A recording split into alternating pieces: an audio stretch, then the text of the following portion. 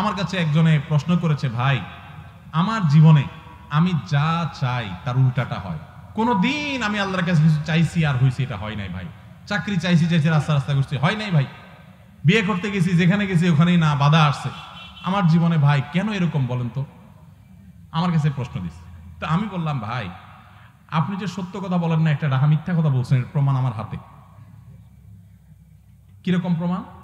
আমি বললাম, এই যে আপনি প্রশ্ন দিচ্ছেন, আমার লাইভ প্রশ্নোত্তর অনুষ্ঠানে শুক্রবার রাতে যেটা হয় 8টা, আমার এই লাইভ অনুষ্ঠানে কোন সপ্তাহে মাসে 25 থেকে 30,000 প্রশ্ন আসে।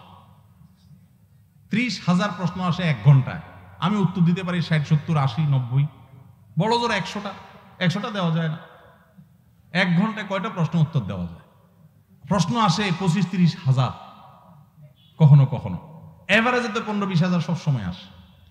তো আমি বললাম যে 25-30,000 মানুষের কমেন্ট থেকে আপনার কমেন্টটা আমার চোখে পড়ছে, আল্লাহ ফালাইছেন, আমি সেটা পড়ছি, তাহলে আপনি তো সবচেয়ে সাকসেস মানুষ আমি দেখতেছি। আপনি একটু আগে বললেন, আপনার প্রশ্নের মধ্যে আপনি লিখলেন যে ভাই আমি জীবনে যা চাই জীবনে তার উল্টাটা হয়, আমার কথা কোনোদিন পূরণ হয় না। আমাদের এই লাইভ অনুষ্ঠান 212-13টা পর্ব হয়ে গেছে এ পর্যন্ত। 4-5 বছর ধরে লাইভ করতেছি। এমন বহু লোক আছে যে 4-5 বছর ধরে চেষ্টা করে, বেচারার প্রশ্ন আমার চোখে আসে নাই। বৃষ্টির মতো প্রশ্ন আসতে থাকে ফেসবুকে, নিতে পারি না। আপনার প্রশ্নটা আমার কাছে আসছে, ধরা পড়ছে, আমি পড়তেছি, উত্তর দিতেছি। আপনি তো সৌভাগ্যবান মানুষ ভাই। আমরা এভাবে চিন্তা করি না, আমরা সব নেগেটিভ চিন্তা করি। গ্লাসের অর্ধেক পানি, বলি যে ভাই আমার গ্লাসটা অর্ধেক খালি, দেখছেন? কেন আপনি এভাবে দেখতে পারেন না? মাশাআল্লাহ আমার গ্লাস অর্ধেক পানি আছে, অনেকের গ্লাসে একটুও পানি নেই। এভাবে দেখা যায় না? আল্লাহ আমাদেরকে এভাবে দেখার তৌফিক দান করুন। আপনার বউটার দেখেন রান্নাটা ভালো না, শুকর আদায় করেন আপনার বউটার চরিত্র ভালো। অনেকের বউর রান্নাটা মাশাআল্লাহ পারফেক্ট, কিন্তু চরিত্রটা নাউজুবিল্লাহ। তাহলে তার তুলনায় আপনি ভালো না খারাপে আছেন? অনেক মহিলারা অভিযোগ করে, হুজুর আমার স্বামীটা অমানুষ, একটাবার জিগায়ও না খাইছো কিনা। আমি বললাম পরকিয়া করে কিনা? কয় না সেটা করে না। আলহামদুলিল্লাহ বলেন। আবার আরেকজন এসে বলে, হুজুর আমার স্বামীটা পরকিয়া করে, 2 নাম্বারই করে। আমি কই পিডে আপনারে? কয় না সেটা করে না। আমি আলহামদুলিল্লাহ পড়ে। ইমানদার সব সময় খুঁজবে যে শুকরিয়ার জায়গাটা কি।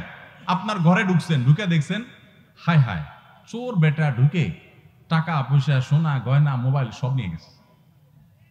এখন দেখার পর খুব স্বাভাবিক, মানুষ হিসাবে চান্দিতে গরম হবেই, মেজাজটা গরম হবেই, মন তো খারাপ হবেই। কিন্তু আপনি বুদ্ধিমান মানুষ হলে চিন্তা করবেন, আল্লাহ খাটটা নিতে পারেনি, আলমারিটা রয়ে গেছে, হ্যাঁ শোকেসটা নাড়তে পারে না, নাড়তে পারলে এটাও নিয়ে যেত, হ্যাঁ ফ্রিজটা নিতে পারে না, যাক আজকে যদি আগুন লাগতো তো এগুলো তো পুরো ছাই হয়ে যেত। আলহামদুলিল্লাহ সেই বিপদটা আমার হয়নি। এখন আপনি বলবেন তাহলে আগুন লাগলে কি বলবো? আগুন লাগলে তখন বলবেন আল্লাহ যাক আমি তো বাঁচছি। কত মানুষ বাড়িতে ঘুমেছিল, আগুন লেগে বাড়িও পড়ে ছাই, সেও ছাই হয়ে গেছে, আছে না নাই? তো আল্লাহ তো আমাকে ভালো রেখেছে। ইমানদার সব সময় পজিটিভ পয়েন্ট খুঁজবে, খুঁজে আল্লাহ শুকর আদায় করবে। শুকর আদায় করলে আল্লাহর কোনো ঠেকা পড়ে না যে আপনার শুকর আদায় করলে আল্লাহ কোনো লাভ। আপনি শুকর আদায় করলে আপনি সুখে থাকবেন। কিভাবে সুখে থাকবেন? আপনার একটা বিপদের পর আপনি যদি হালকা হয়ে যান, তাহলে আপনি নির্ভর হয়ে যাবেন, আপনার পেরেশানি কমে যাবে। আল্লাহ আমাদের সবাইকে শুকরিয়া আদায় করার তৌফিক দান। তাহলে আমরা আল্লাহ শুকর আদায় করবো তো ইনশাআল্লাহ। শুকর 3 ভাবে করব। কয় ভাবে? নাম্বার 1, মুখ দিয়া শুকর আদায় করা। মুখ দিয়া, সেটা কি? আলহামদুলিল্লাহ। মুখে কি বলা? আলহামদুলিল্লাহ।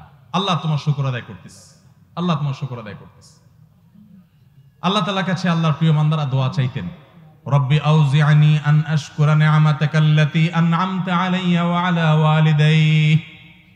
আল্লাহ আমার প্রতি আমার মা বাবা তুমি যে অনুগ্রহ করেছো, আল্লাহ সেই অনুগ্রহের শুকর আদায় করার তৌফিকও তুমি দিও। আল্লাহ তোমার জন্য শুকর আদায় করতে পারি, না শুকর যেন না হই। ভাইরা আমার, শুকর আদায় করার জন্য 1 নম্বর পদ্ধতি হলো মুখ দিয়া বলবো কি? আলহামদুলিল্লাহ, আলহামদুলিল্লাহ রাব্বিল আলামিন। মুখ দিয়া বলবো আল্লাহ শুকর, আল্লাহ শুকর। এটা একটা। দ্বিতীয়ত শুকরিয়া হবে অন্তর দ্বারা। কৃতজ্ঞতা, আসল কৃতজ্ঞতা হবে কি দিয়া? অন্তর থেকে। আল্লাহ যা দিয়েছে এটার উপর আপনি হ্যাপি থাকবেন, সুখে থাকবেন। আপনি সুখী হওয়ার মূল চাবিকাঠিটাই এই জায়গাটাতে, যে আপনি মনের দিক থেকে সুখে থাকবেন। এই জন্য নবী সাল্লাল্লাহু আলাইহি ওয়াসাল্লাম বলেছেন, লাইসাল গিনা বিকাসরাতিল আরদ ওয়ালাকিন্নাল গিনা গিনান নাফস। অনেক সম্পদের মালিক হওয়ার নাম ধনী হওয়া নয়। প্রকৃত ধনী হলো যে ব্যক্তির মন বড়, অল্প পায়াও সে নিজেকে অনেক সুখী মনে করে, সে আল্লাহ শুকর আদায় করে, ব্রড চিন্তা করে, সে তার চাইতে কষ্টে থাকা মানুষের সাথে তুলনা করে নিজেকে সুখী মনে করে। এই লোকটা হলো আসল ধনী। যার অনেক আছে কিন্তু এরপরও নাই নাই করে, খাই খাই করে, এই লোক দেখতে ধনী হলে কি আসলে ফকির। এই ফকির দেখবেন এখন ঘরে ঘরে, জনে জনে, আছে না নাই? 4 তলা বিল্ডিং করার পর ছাদে উঠলে দেখবেন রড বাইর করে ফেলছে, আছে না নাই? এটা হলো 5 তলার ফকির। ভালো বলছেন, আপনার পুরস্কার দেওয়া উচিত। 4 তলা করার পরে ধরেন পারমিশন 4 তলারই আছে, আর করার পারমিশন নাই, এরপরে দেখবেন উপরে ছাদে উঠে রড বাইর করে ফেলেছে, মানে জোড়া দিয়ে আরো 1 তলা। তাহলে এই ফকির হলো 5 তলার ফকির। 4 তলা আছে, 5ম তলার ফকির। আরে অনেক লোক আছে রিক্সা চালা এসা কুড়ের ঘরে শুয়া একটু পান্তা ভাত, ডাল আর কাঁচামরিচ দিয়ে ডুলে খেয়া মনের ভেতর থেকে বলতেছে শুকর আলহামদুলিল্লাহ, পেট ভরে গেছে আল্লাহ, সে শুকর আদায় করে ঘুম দিয়ে দিছে। এই লোক, নবী সাল্লাল্লাহু আলাইহি সাল্লাম বলছেন, এই লোক হলো ধনী, যে নিজেকে অভাবী মনে। একজন আসা, আমি প্রায় সময় দেখি যুবকরা বলে, হুজুর একটু দোয়া করবেন, বেশি কিছু চাই না হুজুর, এই আল্লাহ তাআলা লাখ 5 টাকা দিয়ে দিলে আমি আর কিছু চাই না, একটা বাইক কিনবো, এলাকায় একটু ব্যবসার দরকার আছে, ছোটখাটো একটা দোকান টোকান দিব, আর বাকি কিছু টাকা থাকবে একটু চা পানি খাবো, ঘুরবো গাড়বো, জামা কাপড় কিনবো, একটা ভালো মোবাইল থাকবে, কোন রকম। হুজুর আমি আল্লাহ কিছু আর চাই না, 5 লাখই চাই শুধু। আছে না না এরকম অনেক যুবক? এই যুবক নির্বোধ। তোমারে আল্লাহ 5 লাখ দিয়া দিল, দিয়া 10 লাখের অভাব ধরাই দিল, এটা কি লাভের? নাকি আল্লাহ 2 লাখ দিল, অভাব 1 টাকারও দিল না? কোনটা লাভের? 2 লাখটা লাভের না? তুমি আল্লাহর সাথে পাল্লা দিয়া তো গোল্লায় যাবা, 5 লাখ আর 10 লাখ এরকম নাচাইয়া বুদ্ধিমান মানুষের কাজ হলো আল্লাহুম্মা ইন্নী আসআলুকাল আফিয়া, আল্লাহ আপনার কাছে আমি শান্তি চাই, সুখ চাই। সেটা আপনি কি 10 লাখ দিয়ে দিবেন না কোনো টাকা ছাড়া দিবেন সেটা আপনি জানেন। আমি কি চাই? সুখ চাই। আল্লাহ আমাদেরকে সঠিকভাবে দোয়া করার তৌফিক দান করুন। তাহলে ভাইরা, সম্পদ অর্জন করার নাম ধনী হওয়া নয়। ধনী হওয়া হলো মনের দিক থেকে নিজেকে কি মনে করার নাম? সুখী মনে করার নাম, যে আমি যেহালে আছি এভাবে সুখী। তাহলে ভাইরা আমার, আল্লাহর কাছে আমরা শুকরগুজার মানুষ হওয়ার জন্য এই মনের দিক থেকে ধনী হওয়া শিখতে হবে। যত কষ্টে থাকেন, আপনার চেয়ে আরো কষ্টে থাকা মানুষের দিকে তাকায়া সবর করবেন, ঢোক গিলবেন, সবরে মেওয়া ফলবেই ফলবে, আজ হোক আর 2 দিন। এমনকি জীবদ্দশায় যদি না ফেলে, ইমানদারের তো হারাবার কিছু নেই, জান্নাত এবং আখিরাত আছে। আল্লাহ তাআলা এখানকার প্রত্যেকটা কষ্টের বিনিময় হিসেব করে করে যদি আপনি সবর করতে পারেন, তাহলে আল্লাহ আখিরাতে দিবেন। আর যদি গালিগালাজ করে শেষ করে বলেন যে যা কি আর করা, সবর করলাম, তো এই 2 নম্বর সবরের কোনো বিনিময় পাওয়া যাবে। আল্লাহ আমাদের সবাইকে শুকর আদায় করার তৌফিক দান।